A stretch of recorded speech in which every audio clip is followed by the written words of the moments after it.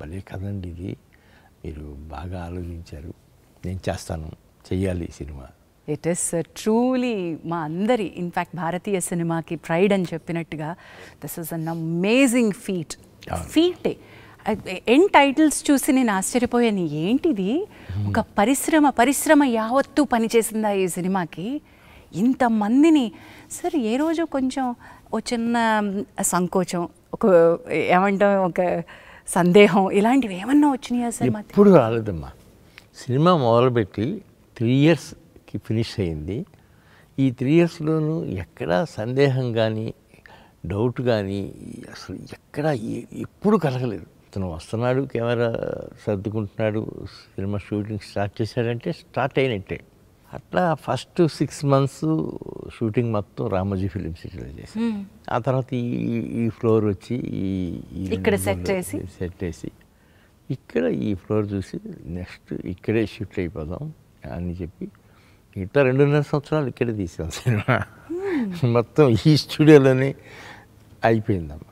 But what we see is, అంటే మీరు ఈరోజు చెప్తున్నారు, అది మీ ఏమంటారు దాన్ని, మీ హంబుల్ నేచర్, మీ హ్యూమిలిటీ అనాలి. నేను ఇది ఒక పెద్దది నేను చేస్తున్నాను అనేటువంటి ఒక దాన్ని తీసి ఇది మేము చేసాము అని మీరు క్రెడిట్ పక్క వాళ్ళకి ఇస్తున్నారు, టీంకి ఇస్తున్నారు. చూసారా, that is your humility sir. నిజమమ్మా, ఇదంతా టీం వర్కే, నాది ఏమీ లేదమ్మా. నేను మొదలుపెట్టిన రోజున అమితాబ్ బచ్చన్ గారిని, ప్రభాస్ గారితో పాటు అందరినీ కలిశాను. ప్రభాస్ని నమ్ముకుని ఉన్నాం. ఈ సినిమా మొత్తం ఆయనే నడిపిస్తాడు అనుకుని ఆయన మీదే అప్పచెప్పాం. అలాగే రిజల్ట్స్ కూడా ఇవాళ దానికి అనుగుణంగా వచ్చింది. Amazing sir, congratulations. And today your 1000 crore club సినిమాలో ఉన్నారు.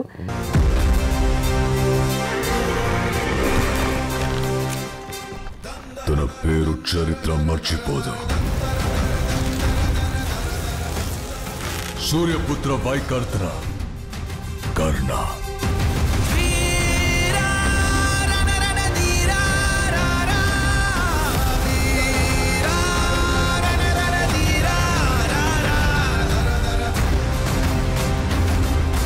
The kind of budget, the kind of expanse, అంటే దానికి ఉన్నటువంటి సామర్థ్యం ఏంటో ఈ సినిమా రుజువు చేస్తుంది. ఎంత పెట్టాలో, ఎంత తీసుకెళ్లాలో అనేటువంటి స్కేల్స్ని. అంటే మీరు నిర్మాణ రంగంలో ఉన్నారు, నిర్మాణం వ్యాపారమే అనుకుని వచ్చారు. సినిమా మీ ప్యాషన్ మాత్రమే కాదు, దీనిలో నేను కొన్ని మెళకువలు నేర్చుకుని ఇది వ్యాపార సూత్రంగానే పెట్టాలి అని వచ్చారు. ఇలాంటి ఒక బృహత్తరమైన ప్రాజెక్ట్ చేపడుతున్నప్పుడు ఈ లెక్కలు, ఈ నెక్స్ట్ జనరేషన్ పిల్లలు, మీ అమ్మాయిలు, మీ అల్లుడు అందరూ కలిసి లెక్కలేస్తుంటే మీరు ఏమైనా లెక్కల్లో చేయేసారా? నేను ఎప్పుడు లెక్కేయలేదమ్మా. మా స్వప్న కూడా అసలు ఎప్పుడు లెక్కేసి తీద్దాము, ఇది ఎట్లా అవుతుంది అనేది తను ఎక్కువ ఆలోచించలేదు. అసలు స్వీటీకి అసలు ఆలోచన ఉండదు అనుకోమ్మా. అసలు లెక్కకి అందుకోలేని సినిమా అమ్మ ఇది.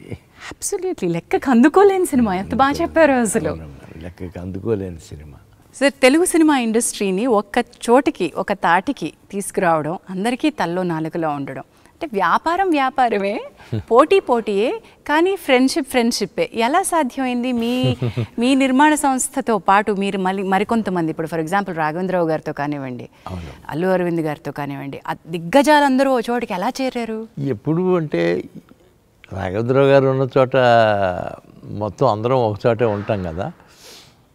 అలాగే ఉన్నప్పుడు అరవింద్ గారు, నేను ఒక రోజున ముందు ఈ పెళ్లి సందడి తీసేటప్పుడే అరవింద్ గారు, నేను రాఘవేంద్రరావు గారితో అన్నాం, ఏదన్నా ఒక కాంబినేషన్లో చిన్న సినిమా లాంటిది తీద్దామండి సరదాగా. అదైతే నేను రెడీగానే ఉన్నాను, నేను కథ కూడా చెప్తాను మీకు అని ఆయన నెక్స్ట్ 2 daysలోనో 3 daysలోనో కథ చెప్పారు. వెంటనే స్టార్ట్ చేసామమ్మ. అది పెళ్లి సందడి. అట్లా పెళ్లి సందడి చిన్న సినిమా ఎలా అయింది సార్? మొదలుపెట్టినప్పుడు చిన్న సినిమానేనమ్మా. అది 1 crore 20 lakhs అంత అయింది, ఇంక్లూడింగ్ రాఘవేంద్ర రెమ్యునరేషన్. అది 11,30,00,000 కలెక్ట్ చేస్తుందమ్మా. అది వాట్ అ రేంజ్. ఈ రోజు మనం ఈ ఫిగర్స్ మాట్లాడుతున్నాం అంటే మరి అది సక్సెస్ రేట్లో ఎక్కడుందో చెప్పలేమమ్మా. అది తర్వాత పరదేశీ తీసాం, అది కూడా పర్వాలేదు. ఆ తర్వాత ఇంకా నేను రాఘవేంద్రరావు గారు కలిసి స్టూడెంట్ నెంబర్ 1 అని తీసాం. స్టూడెంట్ నెంబర్ 1 ఇస్ అగైన్ సంచలనం. మీరు ఒక అంటే సంచలనం. ఇంటర్నేషనల్ పునాది అక్కడి నుంచి స్టార్ట్ అయింది. అక్కడి నుంచే స్టార్ట్ అయిందమ్మా. మా ఇద్దరు రాఘవేంద్రరావు గారు తిన్నది. ఒకసారి నేను అర్జున్ రాజు గారు ఉండగా రోజా మూవీస్ అండి, మన ఈయన విజయలక్ష్మి ఆర్టిస్ట్ త్రివిక్రమరావు గారు వచ్చి సరదాగా అందరితో చేస్తున్నావు కదా, మాతో కూడా చేయొచ్చు కదా అన్న. అలాగేనండి చేద్దామని నేను, త్రివిక్రమరావు గారు, దేవివర్ ప్రసాద్ కలిసి అమరాజీనామా. ఇది చూడండి, అంటే మనం సినిమా గురించి మాట్లాడినప్పుడు నిర్మాతలు ఒక్క చోటకి రావడం ఏంటి, ఒక స్నేహపూరిత వాతావరణంలో వ్యాపారం చేయడం. అట్లాగే అమరాజీనామా అట్లాగే అది సూపర్ సక్సెస్ అయిందమ్మా. అది బాగా విపరీతమైన పేరు వచ్చింది. దానికి తోడు ఇంకా ఎప్పుడు వెనకెదిరి చూసుకోలేదమ్మా, అట్లాగే వెళ్ళిపోతా ఉన్నాయి సినిమాలు. బట్ ఐ మస్ట్ సే ఈ ఇండస్ట్రీలో ఫ్రెండ్షిప్ నిలబెట్టుకోవడం అనేది చాలా కత్తి మీద సాము లాంటిది. ఎప్పటికప్పుడు పరీక్షలు వస్తానే ఉంటాయి. మరి మీ బెస్ట్ ఫ్రెండ్స్, ఆ ఫ్రెండ్షిప్, ప్రయాణం అవన్నీ ఎలా జరుగుతూ వస్తున్నాయి ఇప్పటికీ? మీరు అందరూ అంతే ఆణిముత్యాలు. అవునమ్మా. నేను అరవింద్ గారు ఇప్పుడు కంటిన్యూ అవుతున్నాడలో నేను అరవింద్ గారే ఉన్నాం ఇండస్ట్రీలో అప్పటి నుంచి ఇప్పటి వరకు కూడా. అవును. అట్లాగే ఆయన పెద్దగా నాకు ఫోన్ చేసి ఎంకరేజ్ చేస్తుంటారు. ఏంటి ఆ సినిమాలు ఎలా తీస్తున్నారండి, మీకే తర్వాత ఏంటి, మీరే తీయగలుగుతారు ఇట్లాంటి అని ఆయన అంటుంటారు, నేను ఆయన అంటుంటాను. బట్ ఇప్పుడు ఒక కాంబినేషన్స్, తెరపై వెలిగినటువంటి ఒక ప్రభ మీ కాంబినేషన్లో ఒక ఒక అద్భుతాన్ని మేము చూసాం. అది జగదేక వీరుడు అతిలోక సుందరి. మీరు తలపెట్టినటువంటి యజ్ఞాల్లో చాలా యజ్ఞాలు ఒక ట్రెండ్ సెట్టింగ్ అయితే, జగదేక వీరుడు అతిలోక సుందరితోటి ఎక్కడెక్కడ రికార్డులు వర్షానికి కొట్టుకుపోయేలా చేశారు. తుఫాన్లో సినిమాని హిట్ చేశారు.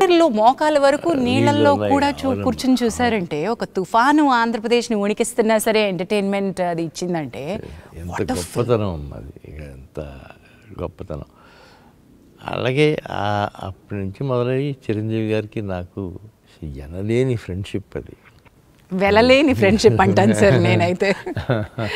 వెలలేని ఫ్రెండ్షిప్ నిజంగా అండి. 4 సినిమాలు చేసామమ్మా. 3 సినిమాలు అయితే అసలు అమోఘం. జగదేక వీరుడు చూడాలని ఉంది, జై చిరంజీవి, ఇంద్ర. ఈ 3 ఆణిముత్యాలు. తర్వాత జై చిరంజీవి, అది కూడా బాగానే. Yes, the range that the films have. అంటే మీరు ఎంత హంబుల్గా ఎలా ఉండగలుగుతారా అని నాకు ఎప్పుడు ఆశ్చర్యంగా ఉంటుందండి.